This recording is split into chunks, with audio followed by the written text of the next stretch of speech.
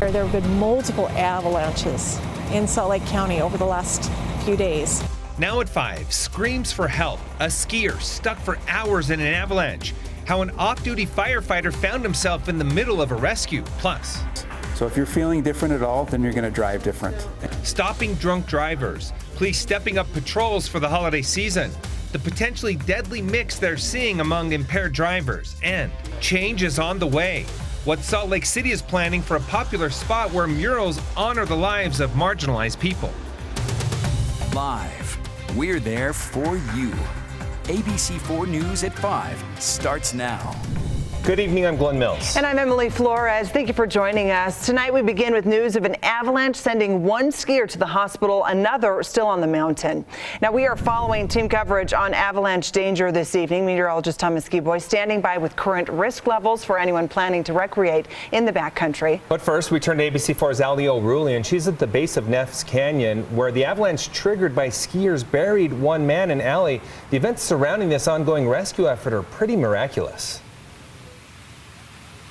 I mean, you could definitely say that, Glenn. Officials say this skier has been stuck 2 miles up Neff Canyon here for over 6 hours, but we just got word and heard the helicopters flying overhead. They're checking to see if the skier is in a safe location to pick him up. He's been with search and rescue teams to order to take him to the hospital. Now, this all happened. The skier was found because an off-duty unified firefighter was recreating in the area and heard the skier's cries for help and found him buried up to his chest in snow. Now, this was at about 11:30 this morning. Officials saying the skier had already been stuck for 45 minutes. The avalanche spanning 200 feet wide and up to 3 feet deep. The firefighter dug the skier out, but now the difficult part is getting him off the mountain and into the hospital to treat him for a broken femur, an injured arm, and hypothermia. Officials say their main concern for Salt Lake County Search and Rescue and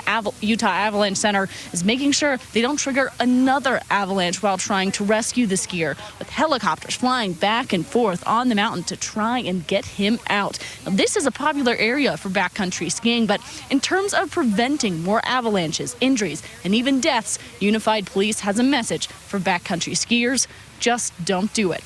The conditions being what they are, we had very little snow that was frozen, then we've got a lot of snow. And then if it, of course, warms up again and then freezes, we're going to create a just even higher danger.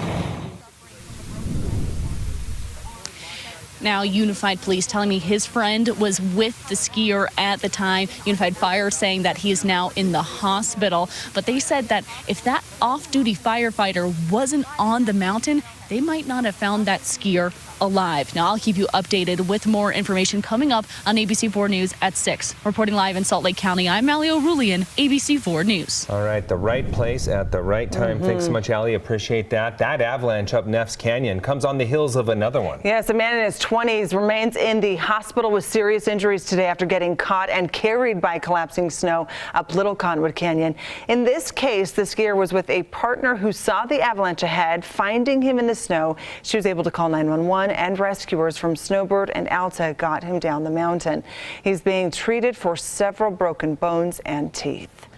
Time now to check on the very latest avalanche conditions. Yes, let's head over to meteorologist Thomas Skiboy in for Alana Brophy tonight. Hi, Thomas. Hey, guys. Yeah, we've seen considerable avalanche danger the last couple of days, and that continues to be the case once again for today. And with more snow on the way later tonight and first thing tomorrow, I can only imagine it's going to be staying that way. So you probably want to avoid the backcountry altogether. I know it's a very popular place, and I know that there's plenty of fresh powder to enjoy, but there's also plenty of fresh powder to enjoy on the groomers at our resort, so that's probably going to be your best bet, especially with all this new snow that we've gotten. With more snow on the way, considerable avalanche danger that is going to be persisting. In the meantime, though, we're actually getting a little bit of a break. I'm sitting up here on the Pinpoint Weather Porch. I can actually see the mountains in the distance. I haven't been able to say that over the last 72 hours, but as we go from late tonight into tomorrow, a weak disturbance is going to be moving in, and with moisture in place, that's going to lead to more snow. But in the meantime, the view from ABC4 News Studios here with our Colonial Flag camera, it's already dropped below freezing. We're sitting at 29 degrees, so any snow that we get is likely going to accumulate rather quickly, and we will have a winter weather advisory go into effect at 1 o'clock in the morning tonight, lasting through 11 o'clock in the morning on Thursday. Could see an additional 2 to 4 inches of snow along the Wasatch Front and Tooele and Rush valleys, so it could lead to a slippery Thursday morning commute. But we're going to break down all the details and what it means for you coming up in just a few minutes. Glenn, Emily. Thomas, thank you. Snow and ice on the roads creating all kinds of troubles for drivers and those called to the scene of those crashes. Yes, today we're getting a look at dash cam video. A trooper tending to a crash after last Wednesday's snowstorm when things go from bad to worse.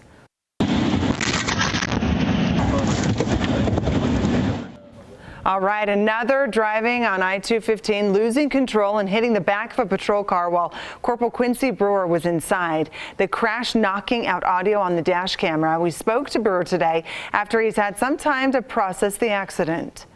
Situations like that, they move quick, so I just wanted to make sure that the other people were okay first. UHP saying this is the 4th incident like this in the last few months. Just a day before Brewer's car was hit, 2 troopers were struck in Juab County. One of the crashes happened while a trooper was in the driver's seat.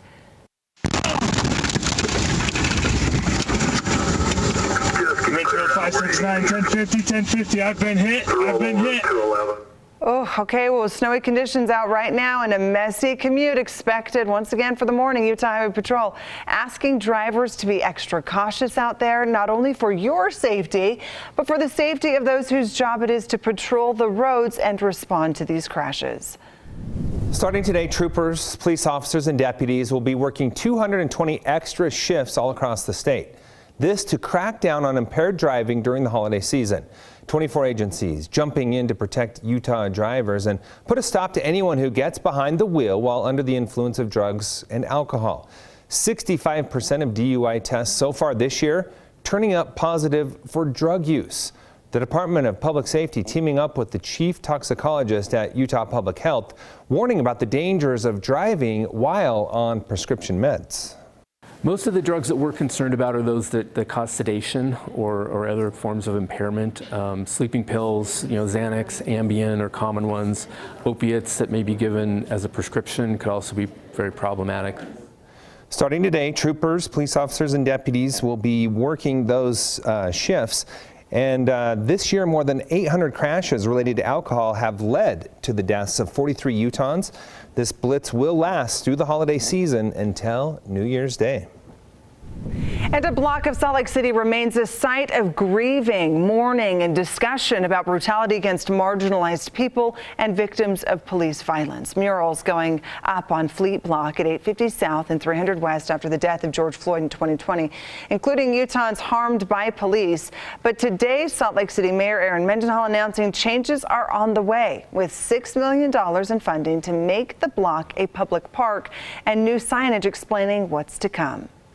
This is a step of transparency about the development process, the healing process of what may happen on this block, and most of all, an invitation for the community to help shape this process. Leaders speaking today say their plans will incorporate feedback from the family members of those depicted on the wall.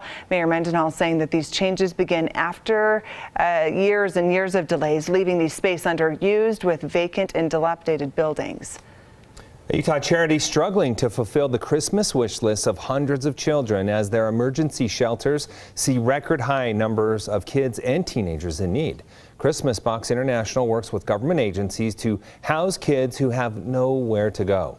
Each year they sponsor Project ELF to make the holiday special, but this year 1,200 children are still waiting for support. The organization collecting donations of gifts and everyday necessities through December 23rd. For more information, head to the website we have for you there on the screen.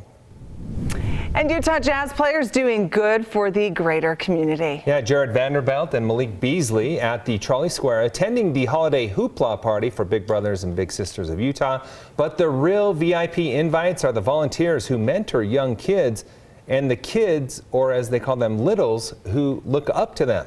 ABC4's Jordan Burrows joining us now live from the event. Jordan, tell us more about it.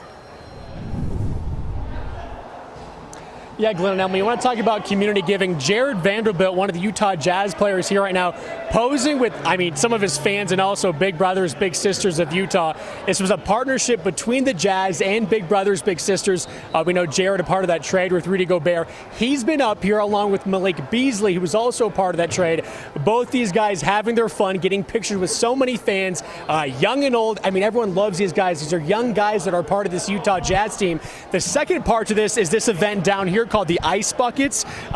Today, it's this exclusive event for these mentors and mentees to participate in, these kids and adults. It's pretty much like Pop-A-Shot on steroids. It's a more futuristic event. You can see 5 different hoops down there inside this giant cage. They've got a host down there calling out baskets made. You got a timer. It's a pretty cool event here at Trolley Square that showcases what Big Brothers, Big Sisters and the Utah Jazz are doing in this partnership.